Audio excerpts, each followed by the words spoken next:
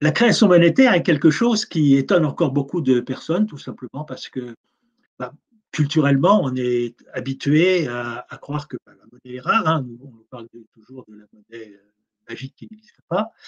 Et parce que nous avons dans notre tête le lien qui est fait entre la matérialité de la monnaie, on a en souvenir des époques plus lointaines que la monnaie, bah, c'était de l'or et de l'argent, et on croit toujours que sous nos cartes de crédit et l'argent dont on dispose, qu'il y a encore toujours de l'or et de l'argent ou des métaux précieux qui donnent la valeur à la monnaie. Ça a été abandonné dans le début des années 1970, à l'époque où les États-Unis ont abandonné la conversion du dollar en or, et donc depuis cette époque, eh bien, la monnaie est totalement dématérialisée. Ça veut dire qu'elle n'a plus aucune existence propre et aucune valeur propre, si ce n'est celle qu'on lui donne. Et c'est en ce sens qu'on parle de création monétaire, parce que depuis cette époque, la monnaie donc n'existe que par décision humaine, selon des règles définies par les êtres humains eux-mêmes.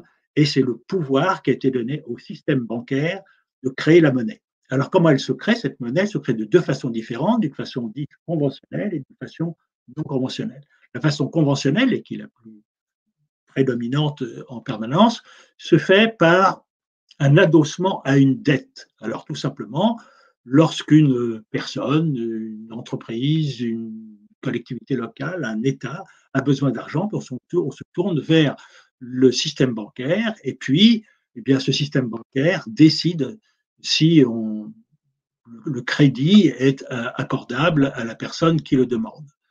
Et si c'est le cas, eh bien, c'est une simple opération comptable. Alors, par exemple, bah, vous demandez 10 000 euros à votre banquier parce que vous avez un achat quelconque à faire.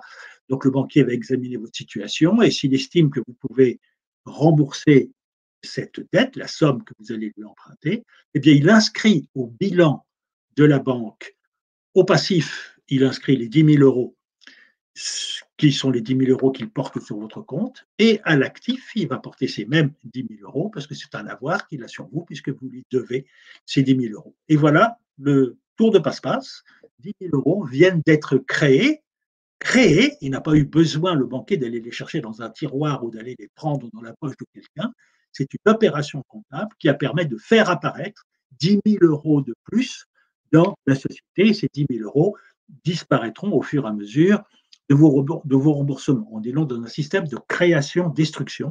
La monnaie est créée lorsque un crédit est accordé et elle est détruite lorsque vous remboursez la monnaie.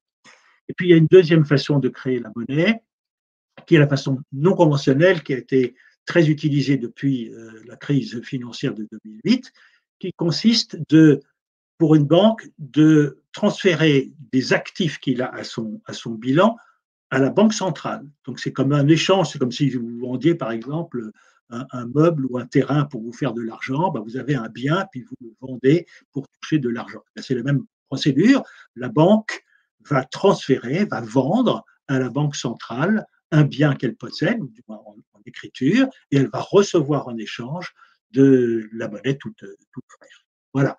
Donc voilà la façon dont est créée la monnaie. Alors il y a un avantage majeur qui est celui de permettre la création de la monnaie en concordance avec les besoins de monnaie, ce qui permet d'éviter l'inflation. Ça permet de réguler la masse monétaire de façon à ce que la monnaie en circulation corresponde bien aux besoins de la société dans son ensemble. Ça, c'est l'avantage majeur. Et il y a des désavantages, il y a des qui sont eux aussi majeurs. Le premier, c'est que déjà, la monnaie ne peut être créée que pour une clientèle solvable, hein, puisqu'on parle de dette, donc on prête aux riches, puisqu'il faut avoir la possibilité de rembourser l'argent qu'on emprunte. Et puis, ça nous permet aussi de ne financer que des projets rentables. Il faut que lorsqu'on présente un projet à une banque pour avoir de l'argent, il faut que ce projet soit rentable pour justement garantir qu'on aura la possibilité de rembourser le crédit.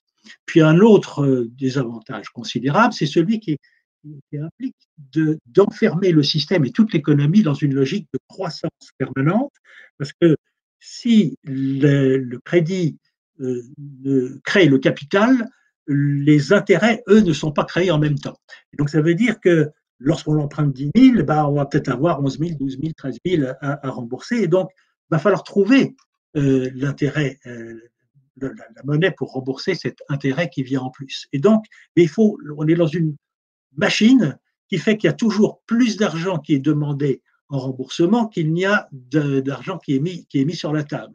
Donc ça implique qu'il faut être dans une logique de croissance permanente, et quand on parle de croissance, eh bien c'est plus de production, plus de consommation, et donc un effet dévastateur pour l'écologie. Et puis enfin, c'est un système boiteux, car il y a évidemment toute la valeur et toute la richesse est concentrée exclusivement sur ce qui rapporte de l'argent. Et tout ce qui en coûte, et quand on parle de ce qui en coûte, on parle de ce qui est le bien commun, hein, que ce soit la santé, l'éducation, l'écologie, prendre soin de notre environnement, eh bien là, ça n'a pas vocation à rapporter de l'argent, ça a vocation à servir le, le, le bien de tous. Et donc là, on est dans un système complètement boiteux et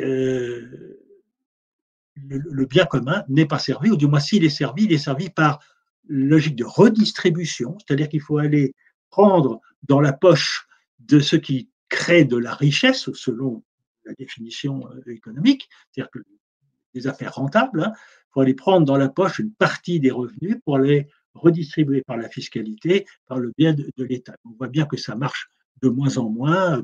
Toutes les personnes qui ont de l'argent cherchent à échapper à l'impôt, et puis cet impôt ne peut plus correspondre aujourd'hui à l'époque où on est, à relever les défis qui sont les nôtres par rapport au réchauffement climatique et à l'épuisement dramatique des ressources naturelles. Donc on est le système qu'on a épousé et qui est hérité de l'époque où la monnaie était matérielle n'est absolument plus adapté à d'autres réalités humaines d'aujourd'hui. Mais alors, ce système de création monétaire, qui présente donc un déséquilibre, offre en même temps une opportunité nouvelle. Il y a tout un potentiel qui est justement dû au fait que la monnaie peut être créée par la simple volonté humaine. Alors, cette fenêtre que l'on peut ouvrir est de se dire, tiens, ben, il suffirait de rendre indépendant le financement du bien commun, donc tout ce qui n'a pas vocation à gagner de l'argent, mais à servir le bien de l'humanité, eh bien, à créer de la monnaie sans dette, mais en contrepartie de la pertinence des projets et des activités pour eh bien, y répondre à la hauteur qu'il faut. Donc là, on n'aurait plus aucun projet. Donc il faudrait peut-être tout simplement, et l'idée qui est approfondie, que nous approfondissons, est d'un système à deux monnaies. Une monnaie qui sert l'intérêt particulier, qui est le système tel qu'il existe actuellement, et de déconnecter le bien commun de sa dépendance à l'intérêt privé pour en faire une deuxième monnaie, une monnaie complémentaire, découplée de la monnaie marchande, pour financer à la hauteur qu'il faut tout ce qui relève du bien commun.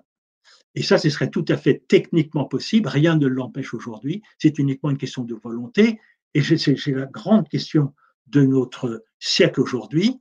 Nous vivons dans un système qui a mis en, en tête, en haut de la pyramide, la quête de la monnaie. Eh bien, je crois qu'aujourd'hui, nous avons besoin d'une quête de sens, et c'est donc toute la réflexion de se dire comment peut-on vivre ensemble sur cette planète de façon harmonieuse tout en respectant ce que la planète peut soutenir. Eh bien, c'est en créant un nouveau système monétaire complémentaire à celui qui existe et qui permettrait de répondre de façon adéquate aux défis qui sont les nôtres et qui inspirerait par le haut, qui tirerait vers le haut la logique de l'économie marchande. Voilà, en quelques mots, les avantages et les inconvénients et les possibilités de la création monétaire.